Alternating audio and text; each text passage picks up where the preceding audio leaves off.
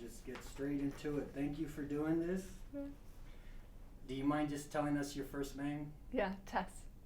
What were your dreams as a kid?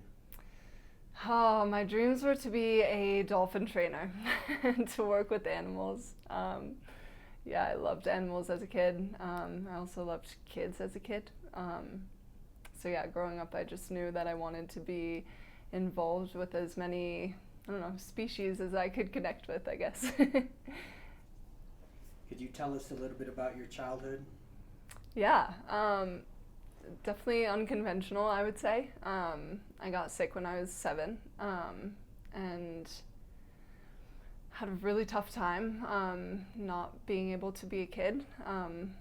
I guess, watching out the window as, friends were running and playing and having fun summers, and I was on crutches or in a wheelchair or in the hospital. So that was definitely hard. But I had a really amazing support system, really amazing family to get me through that. And it was fun. It was loving and it was beautiful, but definitely hard at times. Do you mind telling us about your relationship with your dad and how that relationship felt for you? Yeah, I love my dad. He is one of my biggest supporters, and I him. He has constantly been there for me and has always tried to help me find my voice and help me feel heard. My communication style has definitely grown through him and watching him connect with people and interact with people. Every single person that I've ever met that has ever come into contact with him tells me how beautiful he is and what a great soul he is, and that has carried me through a very long way. Briefly, how would you say that relationship feels for you? Amazing. Yeah, I'm very grateful to have such an impactful role model in my life. What about your relationship with your mom? Similar but different. She is incredibly strong-headed and strong-willed, and has a very, very, very big heart.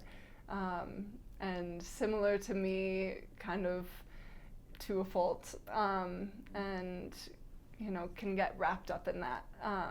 And she's a therapist, so I was constantly stop being a therapist, when I was a kid, and even now growing up, it can be a little overbearing. But again, she has been an amazing cheerleader and an amazing support system in my life. And yeah, I'm very grateful for her. Briefly, how does that relationship feel? Great. Yeah, wonderful. What are the biggest things you learned from both your parents, good or bad? It's a tough question. How to love, how to communicate well, and how to find peace within yourself when you're trying to find it in others. Something that I've always really struggled with. So they've kind of helped me find my path alone, and I guess not alone, but singularly, and kind of helped me develop.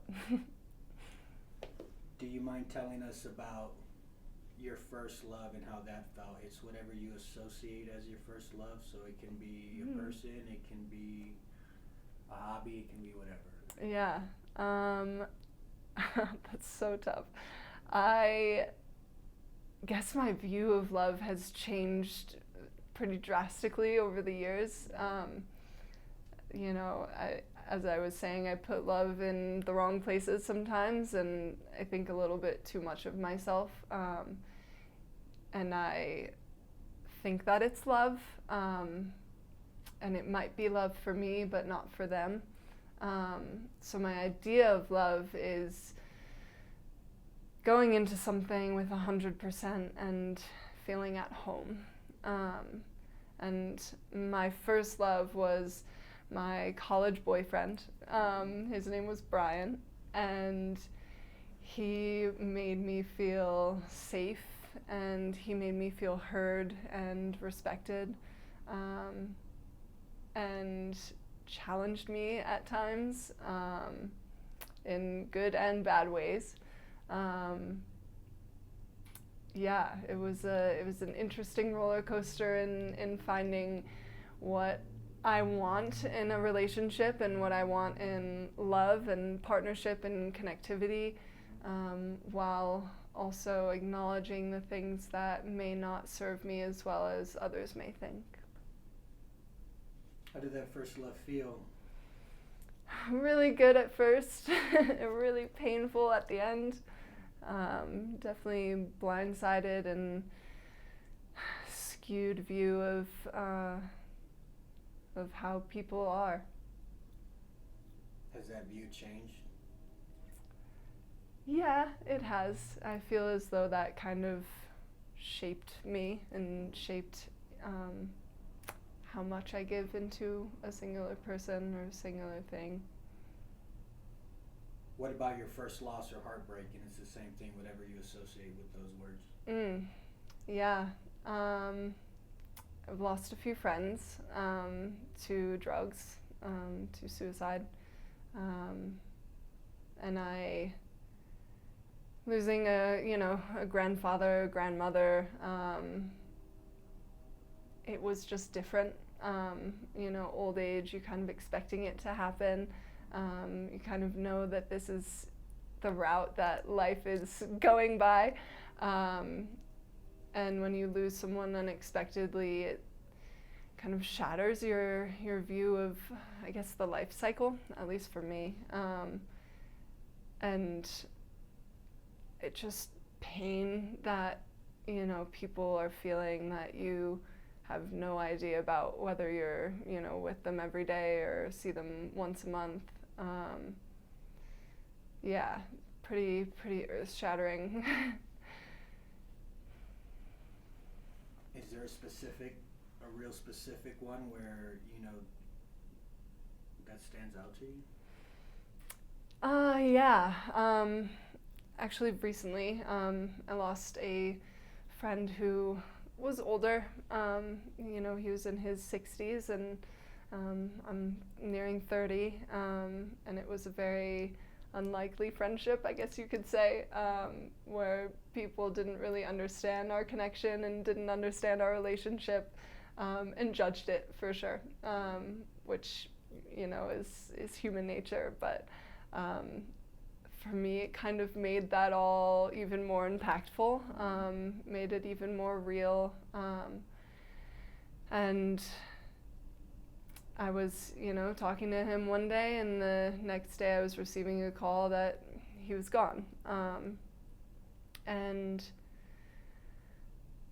yeah, just the idea of, not having someone in your life that you thought that you would have them for a very long time.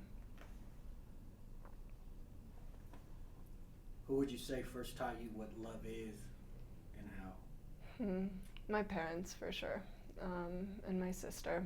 I was very, very sad as a kid, and very hurt and very confused, and going through things that my friends didn't understand, and I didn't understand, and having them just constantly be there for me and constantly reassure me and constantly provide me, food and shelter and love in so many ways, when I didn't even understand what any of that meant.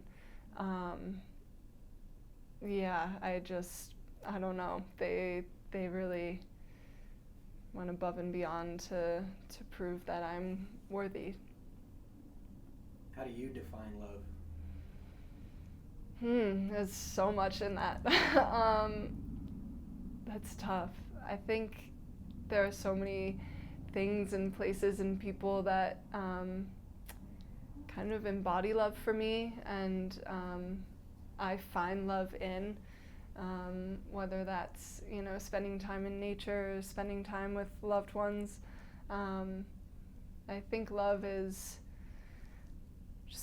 constantly showing up for someone and constantly showing up for something that you're passionate about and that you want to see grow.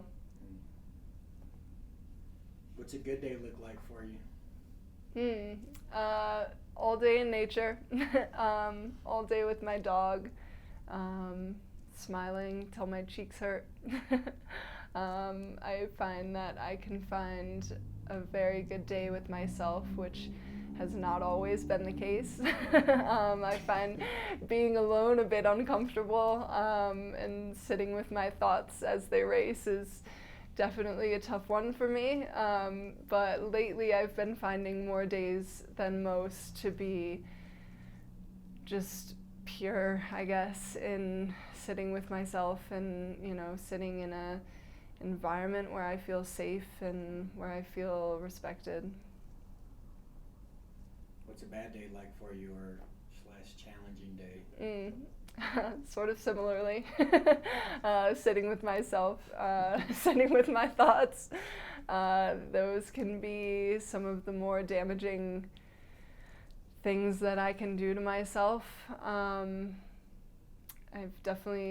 struggled with drugs. I've struggled with depression. I've struggled with suicide, and those are the dark days. Those are the days where I feel the cloud will never lift, that I am alone, and that no matter what, nothing will help.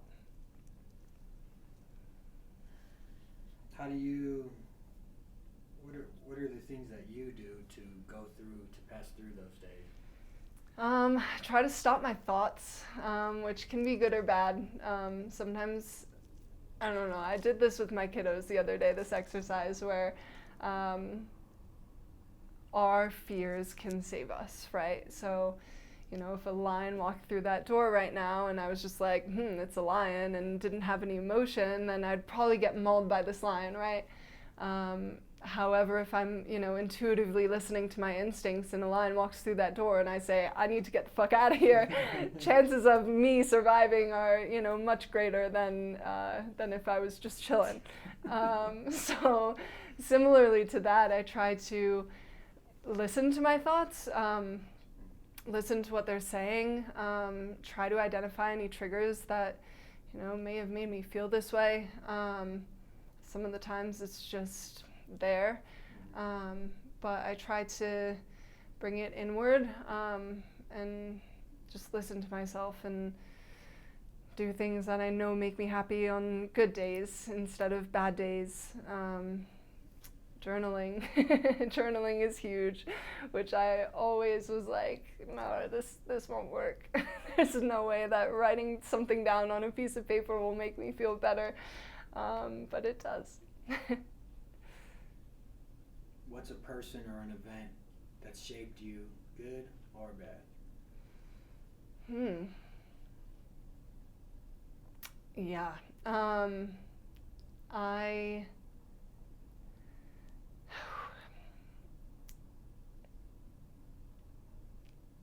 met a person who I genuinely thought would be a life partner,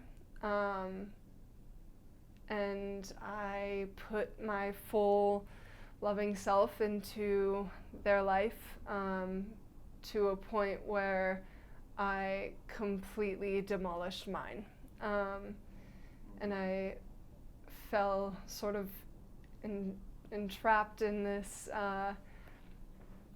cycle of they mean more than I mean, not only to myself but the world as well. Their thoughts are more important than my thoughts. Their desires are bigger than my desires. Just pretty much every self-sabotaging thing you could do. Really just put my all into it, cut my friends off, cut my family off. Still trying to rebuild those relationships for sure. And yeah, taught me a lot about myself, taught me a lot about how much of myself I should give away.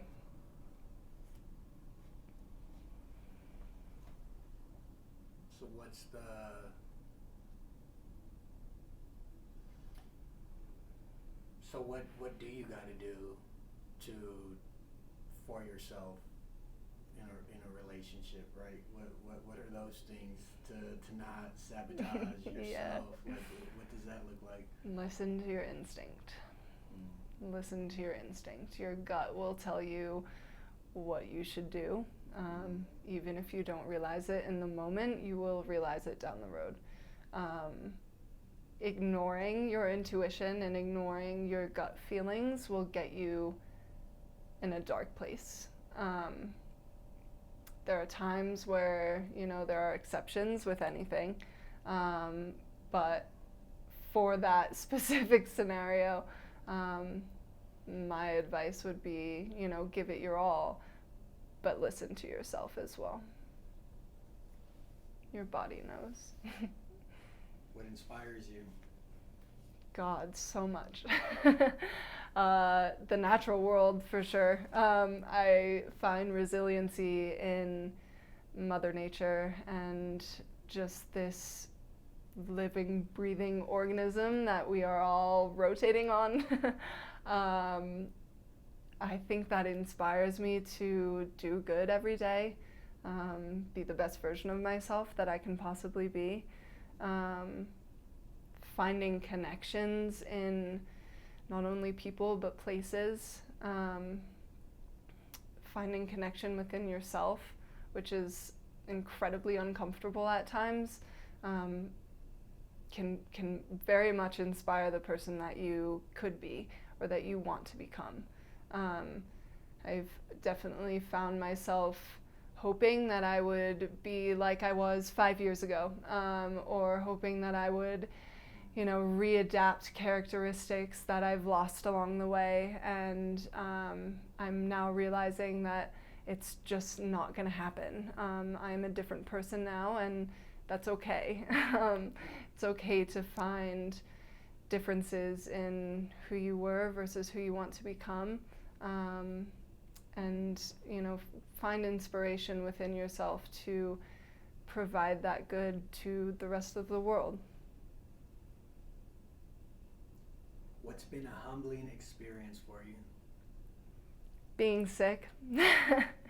Yeah, realizing that I had to mature at a very young age. And I say mature very, respectfully, or respectively, because there are parts of me that, are immature, and there are parts of me that have years of experience in my oldest friends, knowing that any day could be your last, knowing that, people are struggling and there's nothing that you can do about that, and there's nothing that your loved ones can do about your suffering. Very humbling, very humbling. It's scary. It's isolating. But finding that strength to keep going and to keep fighting is a hard bridge to cross, I guess. How'd you cross that bridge? I don't think I have. I think I will always still be on that bridge, but I think I get closer to the edge each day. I think even on my deathbed, I'll be maybe a few steps away. Yeah, I think with support and with compassion and with, sounds weird, but not trying to understand why, not questioning why this is the way that it is. Because no matter how long you question that, there will never be an answer that is good enough.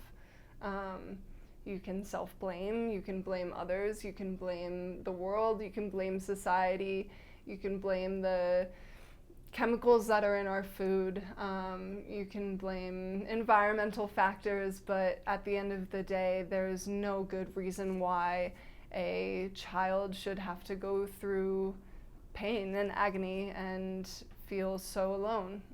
There's no good answer on that. Yeah.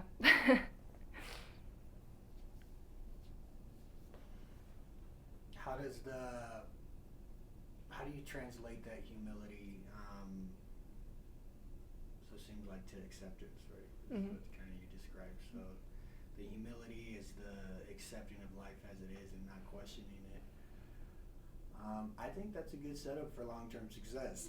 Yeah, well, yeah, You know, but, subjectively for sure. From this point, do you? A lot of people don't know what it's like to be humbled.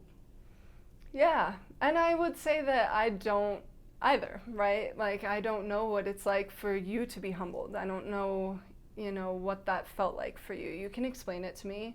We can talk about your story, but at the end of the day, I have no idea what your experience is, right? So having people try to understand is, I think, good for, recovery, but at the end of the day. Could you describe it in your own words then? Because it sounds like,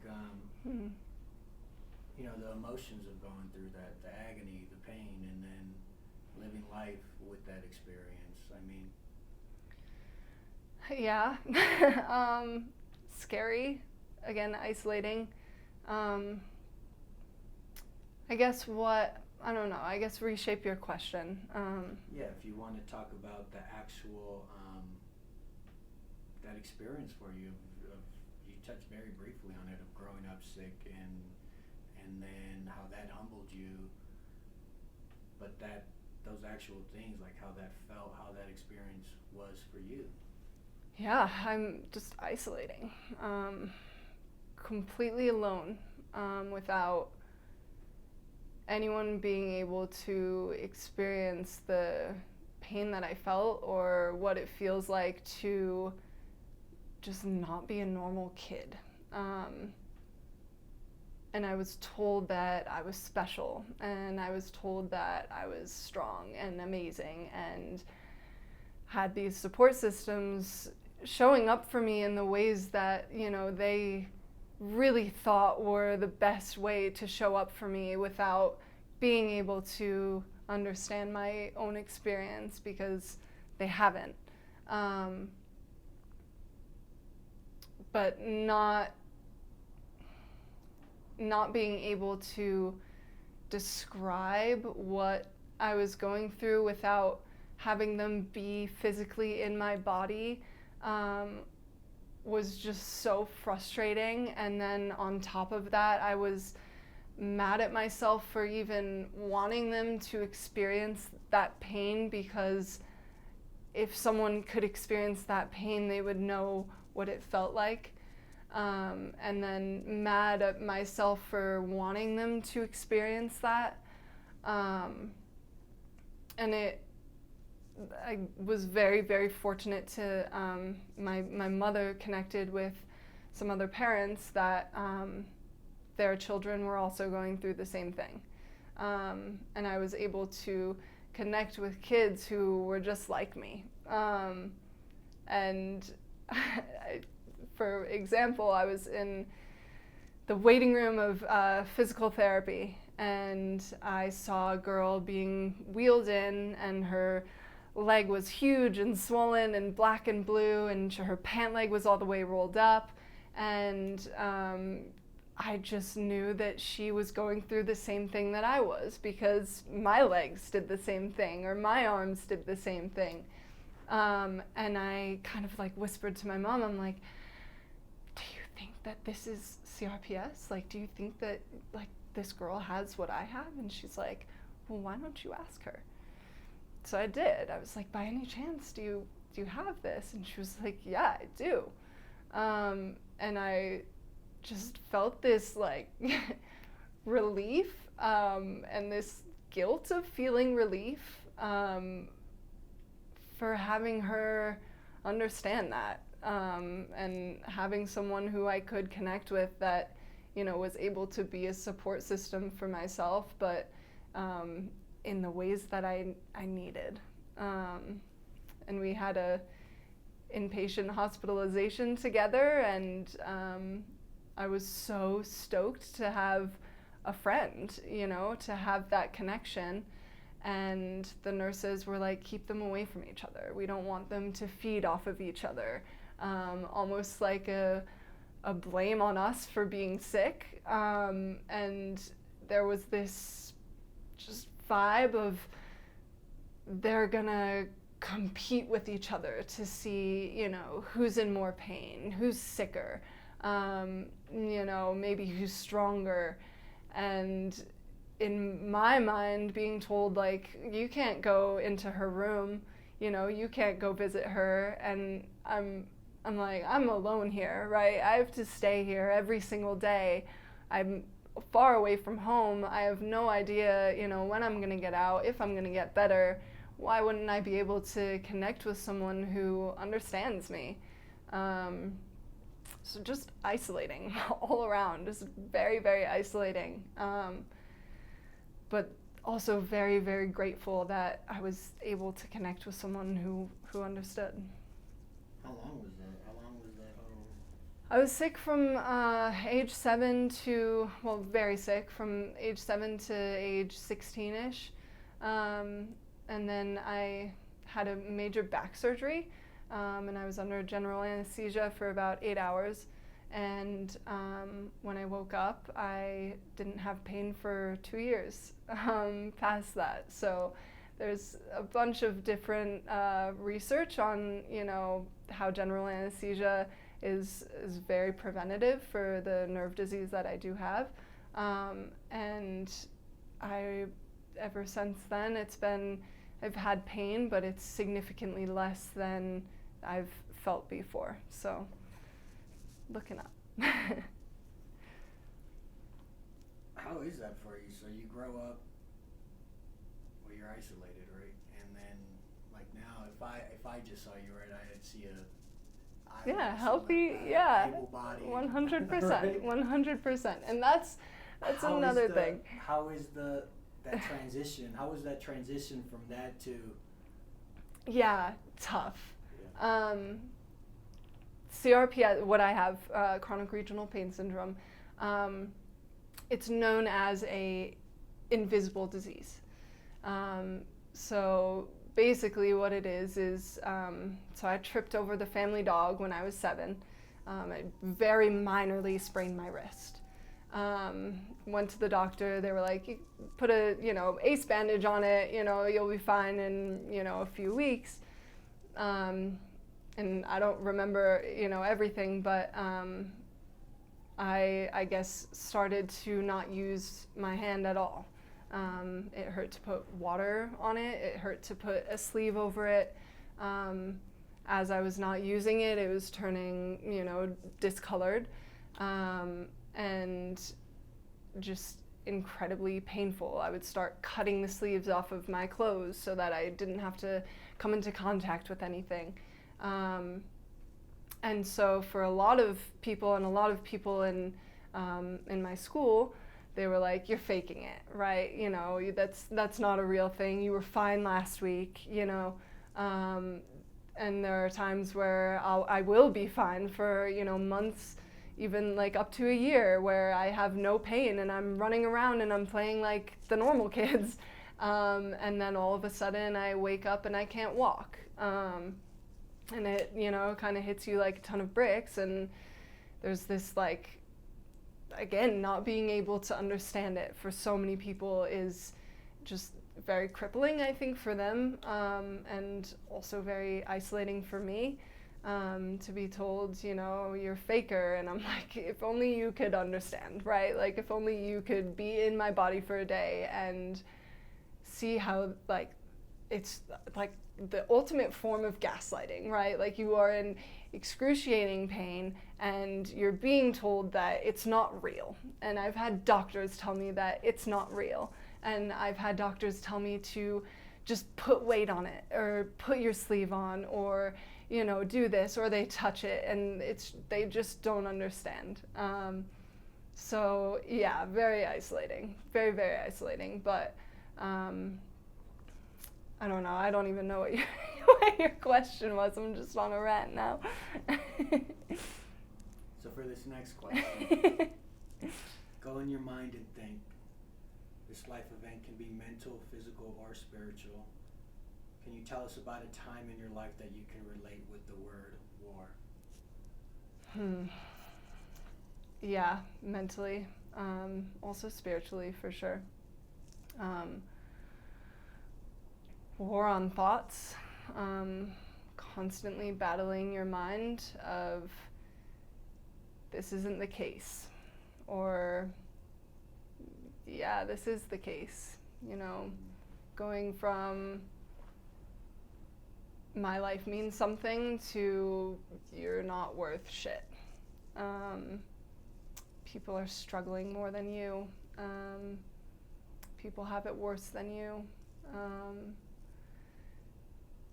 Then trying to tell yourself that that's subjective, right? And that's something that I won't experience, but they won't experience my life. My war on my thoughts is probably the greatest downfall of myself, and my body, both, you know, physically and mentally and spiritually. Constantly battling with, is God real? Is this world real? Is this person real? Am I even real? Are my thoughts real? Are my thoughts something that, you know, has been taught to me? Or is this something that I am organically and authentically thinking myself? Yeah, just constantly at battle with myself, constantly at battle with trying to understand other people's thoughts, to a fault, where on one hand I know that, you know, I might never understand this, but very, very, very, very hardly trying to understand it. So yeah, just a very constant battle in my head, almost every day. How do you, is it easier, is it better when you fight it, or is it better when you just let it pass? And I can use another word for that. I can use the word surrender, right? And how does that work? I think there's good and bad in both of those. I've definitely surrendered to my thoughts before, and it's put me in a very dark place, where I was just alone, and maybe I wanted to be alone, but didn't know how to do that. So I think there's good and bad in both of those, depending on, you know, where you're at and what your situation is. There have been times where I've really fought through those thoughts and been like, all right, don't listen to this, don't listen to this, don't listen to this, like, you know this is wrong. And there have been times where I'm like, of course it is, you know, of course that's right. I've been told this so many times by other people. I'm being told this by my brain. Why am I fighting this, you know, big fight when I don't know what the outcome will be? So for this next question, if you can go in your mind and think, this life event can be mental, physical, or spiritual, can you tell us about a time in your life that you can relate to the word peace? Yeah. My mom had a friend who was everything I needed at that time. Like a mother figure and a friend, and a spiritual guide, kind of all embodied in one beautiful person.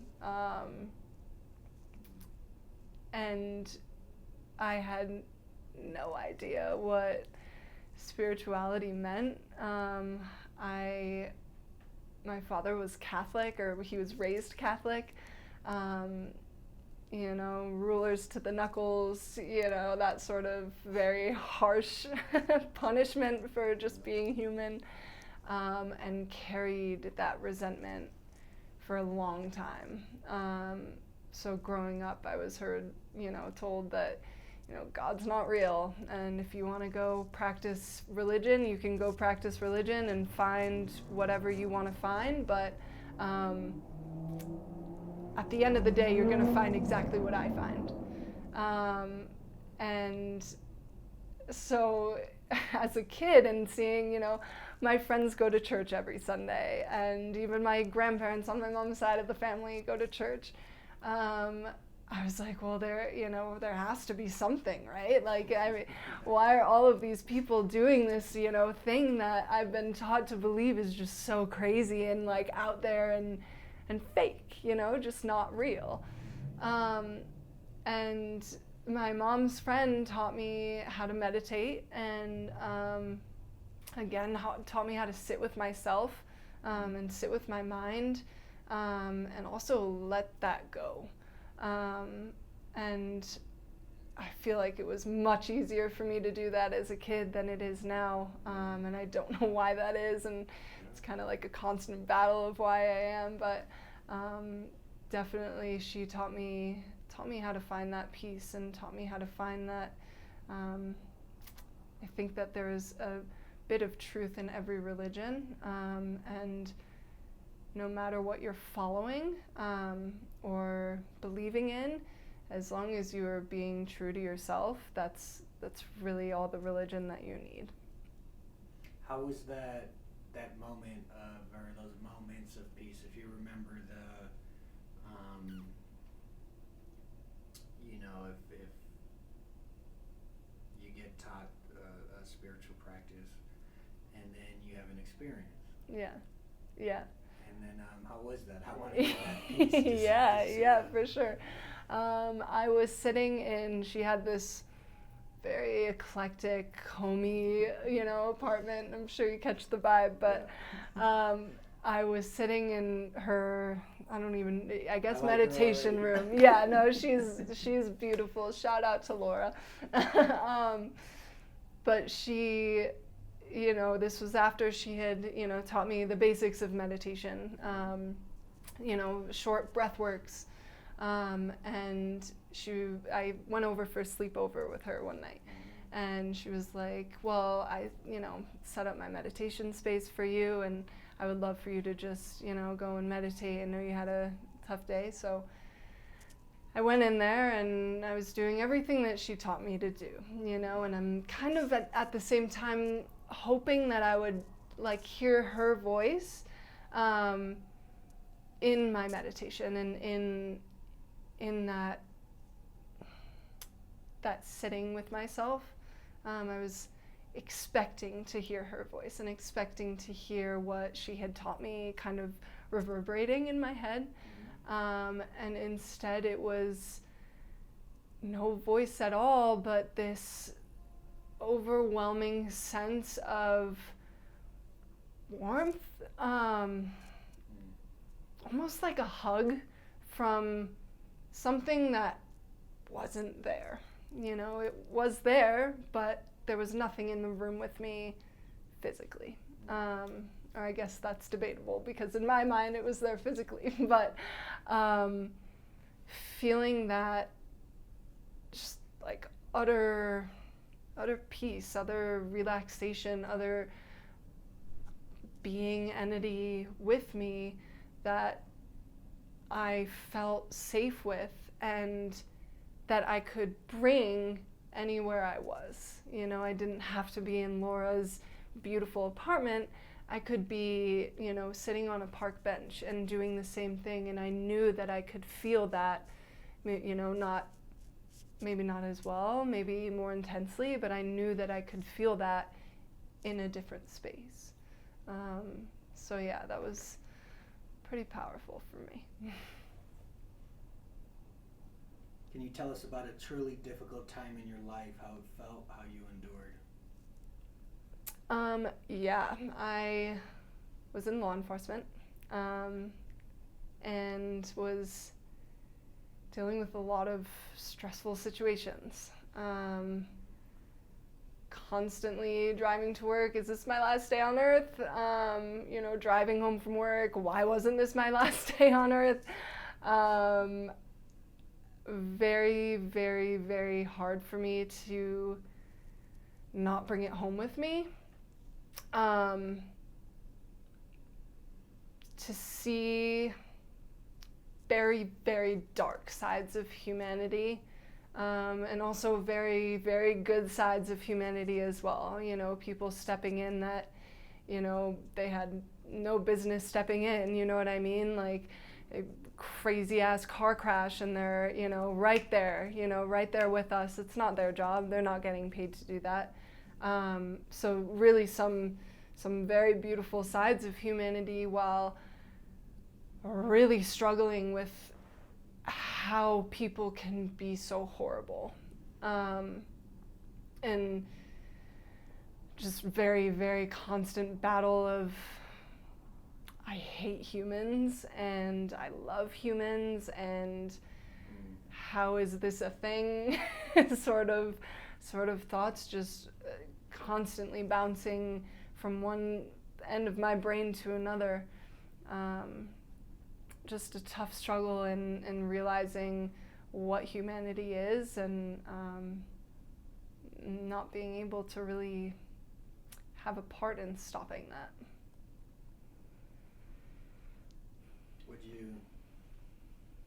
What is your take on humanity? It's an interesting one. There's always good and bad in the world. I think that balance is a very understated fact of life.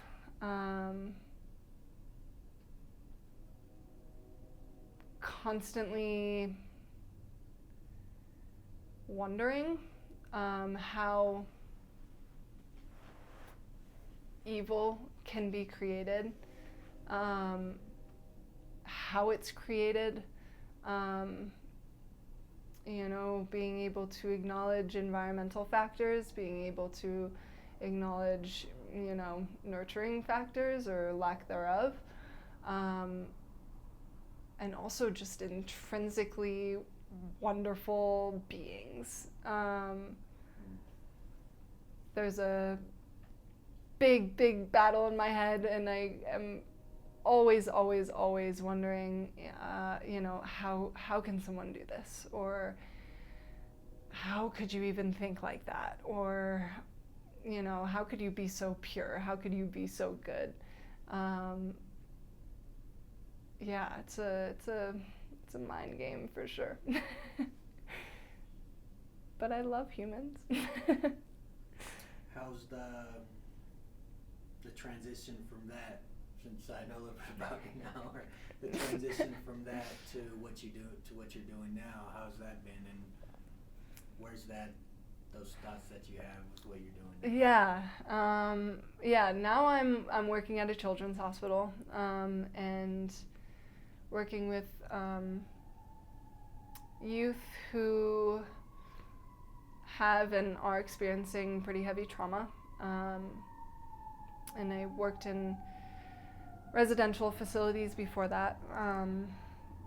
So kids who are, in and out of foster care, kids who don't have healthy support systems, kids who don't have support systems at all.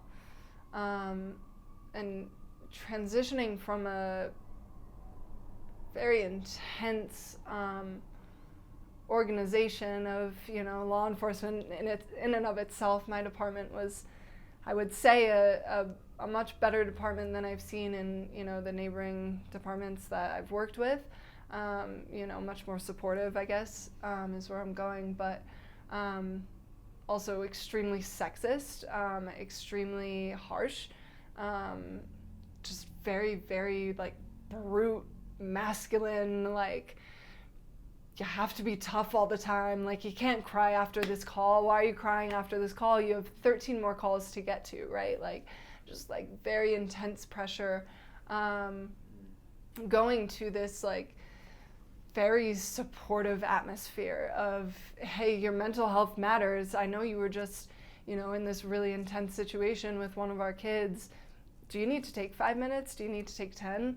Like, why don't you go, for a walk? Why don't you go outside, get some fresh air and, seeing that good part of humanity where all of us are really trying to help and all of us are, getting paid shit because we love what we do, and the pay doesn't matter. And we're not trying to make it up the ladder because we love being on the floor. We love being, interactive with these kids. While also still experiencing the, how could you hurt a kid? Like trying not to, hold resentment over, families that we're meeting when we know that their backstory, when you know that there's a abuse allegation or, a founded, case against. How do you, seeing all that, how do you try and keep your heart? It's tough. It's definitely tough. I think there's little things each day that kind of get me through. I was working with this group who they're just awesome kids, and still painful to be, involved in their life and involved in their recovery, which I'm so grateful for, but taxing at the same time and, acknowledging that. And, when I was leaving, they were all like, all right, see you tomorrow. And I had a few days off, so I was like, no, you won't, but you'll see me on Tuesday. And they were all in unison, no, why won't you be here tomorrow? Just little things that, I was smiling ear to ear leaving work, like, okay, I was kind of doubting myself today, and now I know that I'm making a difference, right? Like, I know that they feel as though they can be safe with me. Holding, a kid who's, banging on their head and, calling themselves stupid and disgusting because they were assaulted and they feel gross inside. And I'm an onlooker, right? Like, you're not gross. The person who abused you is disgusting, and it's so easy for me to say, put that anger on them, put that anger on anything else but yourself. And I'm guilty of it too, where I'm, not physically beating myself, but, internally beating myself, and kind of like a hypocritical moment with me where it's, how can you, say this? It's like practicing what you preach. But being able to say, hey, hold my hands, instead of, hitting your face and, just holding them while they cry and just holding space for them while they need some space to feel safe with is, I think, a gift of mine and a love of mine. What do you do to give yourself the space? Meditation. Definitely fallen out of that in the past few years. I think because I wanted to. I think because I didn't want to be in an enlightened headspace, because sometimes it's draining. There's this whole like woke culture where, everything is happy, right? And like even the bad is good, and there's nothing to it because you're breathing and you're surviving and whatever, but it's not, and that's okay.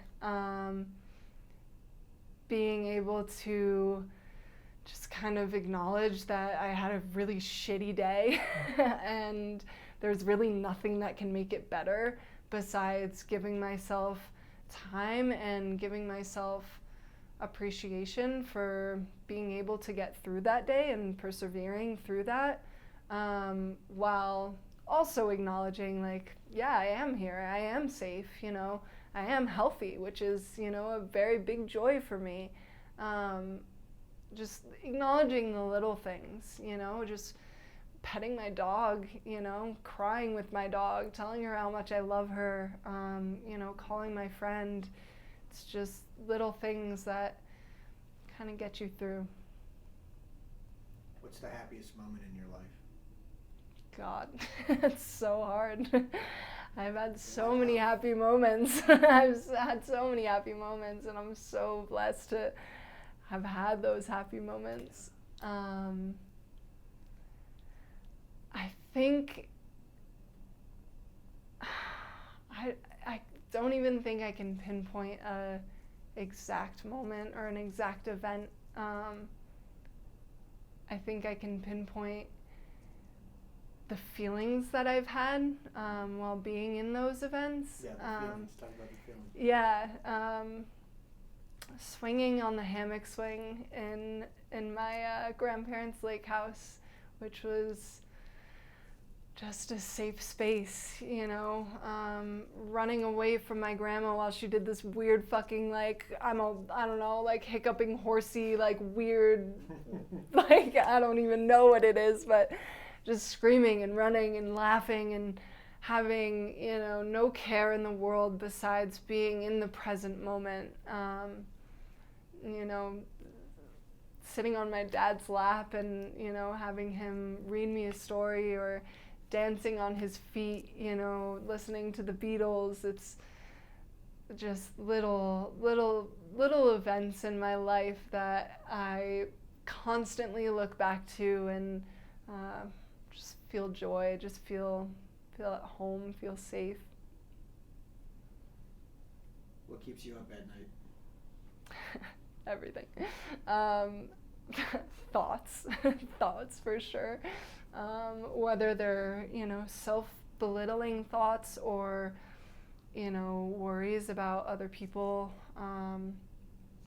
For some reason, I am constantly thinking about, like, when the people in my life die, like, what will I do? How will I fill that void?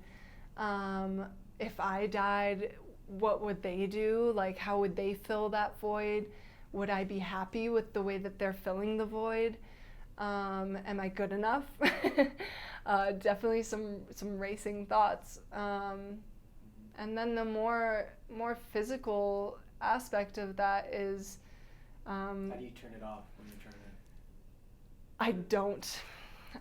I really struggle with that. Do you just pass out, or do you not go? Usually not for a while. I mean, sometimes I'll be able to after a few hours of that, but usually it's just like kind of paralyzing thoughts of, I don't know how to get this out of my head, you know.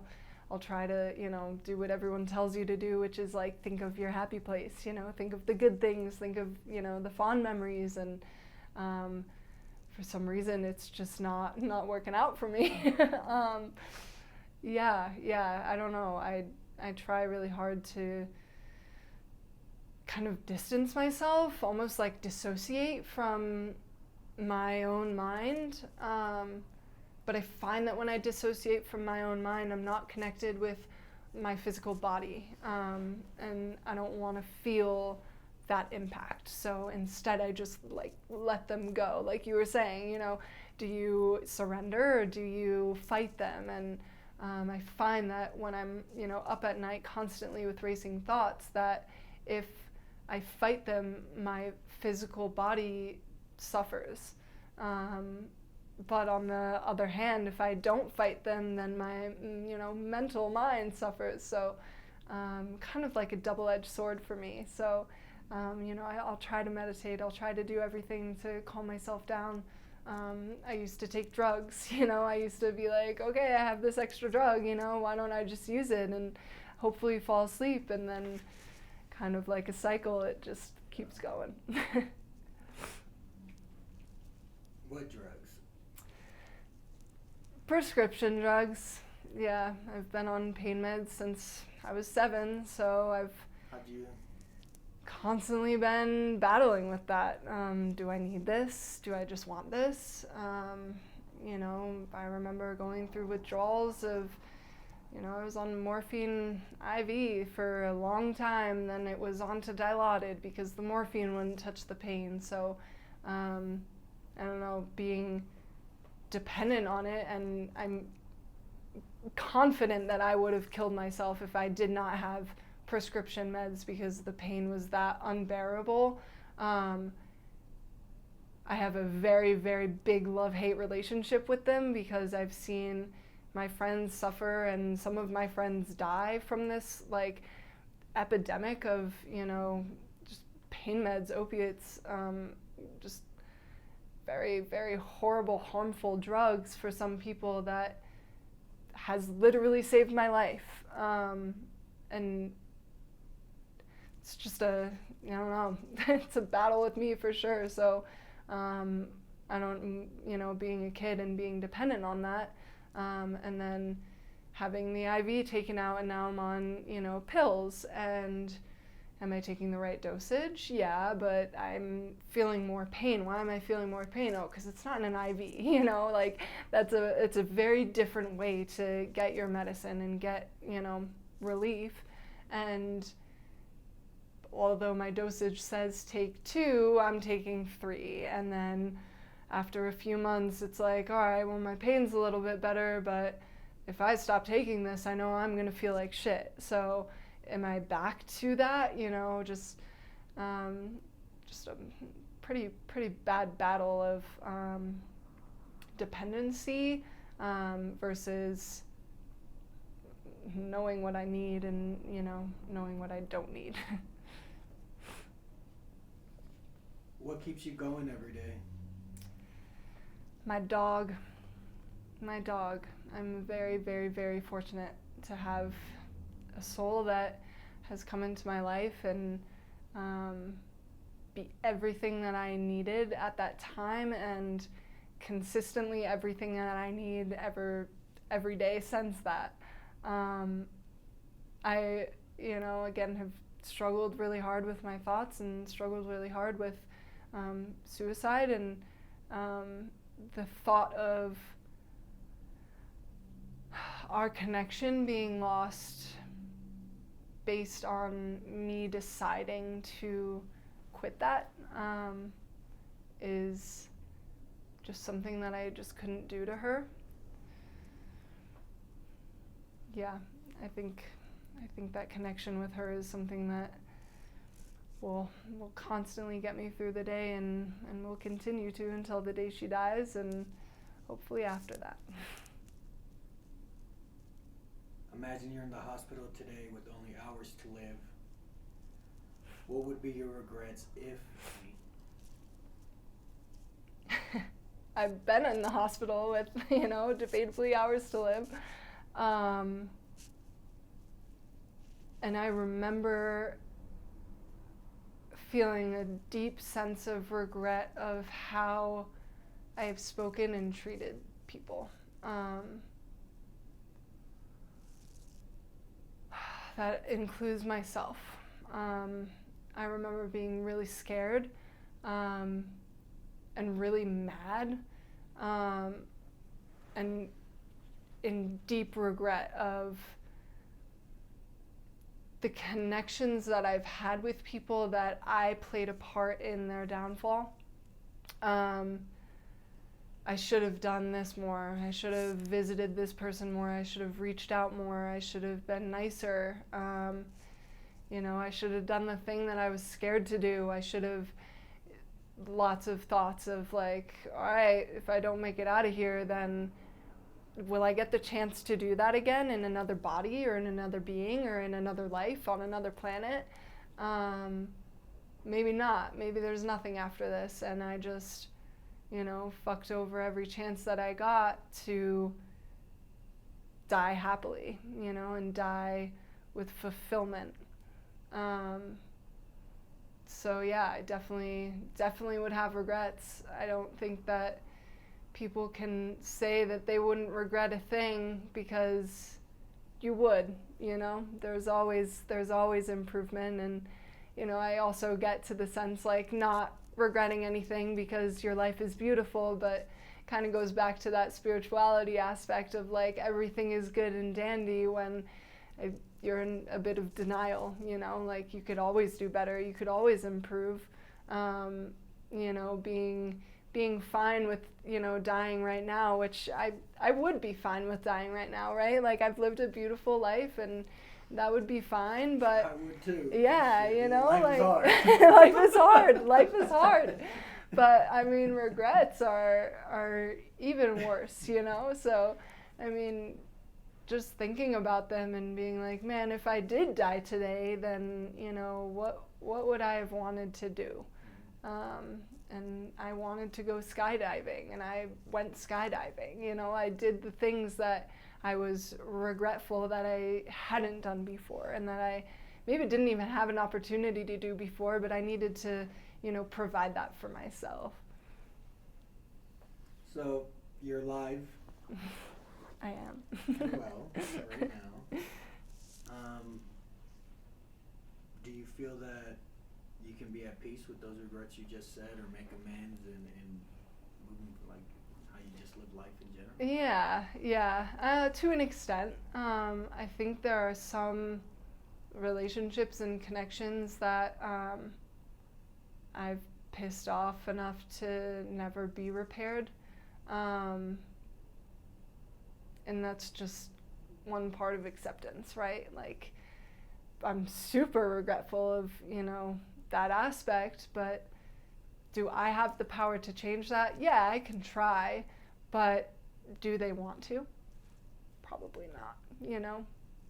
They were hurt, and, you know, that makes sense, and I can't tell them that, you know, I want them to do something without them wanting to do that. So, yeah, I'm not on my deathbed, and I'm happy that I'm not on my deathbed, and, you know, I do have regrets, but I'm happy to let them be regrets. You tell me what your dreams were as a kid. What are your dreams now?